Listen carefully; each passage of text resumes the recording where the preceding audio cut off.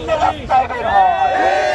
আমরা মনে করছি এই প্রশাসনের ইন্ধনে, গোপালগঞ্জের প্রশাসনের ইন্ধনে আমার সিনিয়র নেতৃবৃন্দের উপর হামলা হয়েছে। সিনিয়র নেতৃবৃন্দকে অবরুদ্ধ করে রেখেছে।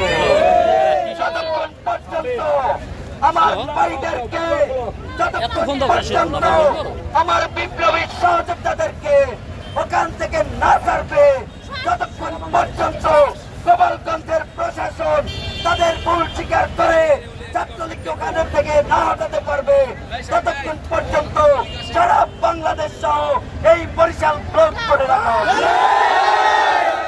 এই নতুনবাদ থেকে একটা বাদ চলবে, আমরা মনে করবো 10টা বাজে আগুন যাবে, চলতে দেওয়া হবে না, চলবে না, চলবে না, গাড়ি চলবে না, চালাবার চেষ্টা করে চুরমার করে দেওয়া হবে।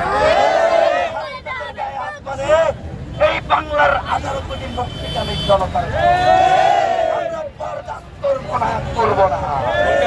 আপনারা শাড়ি চুরি পয়লা তারপর গোপালগঞ্জে ঘুরেন, যদি আপনারা 24 ঘন্টার মধ্যে ছাত্রলীগ মুক্ত, কুত্তালীগ মুক্ত যদি গোপালগঞ্জ না করতে পারেন, আমরা ইন্টারিমও মানি না।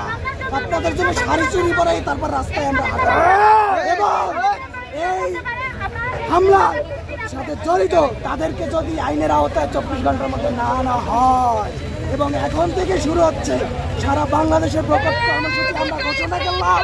বরিশালের ছাত্রছাত্রীবৃন্দ আমরা সবাই বলছি সারা বাংলাদেশ ব্লক করে দেন।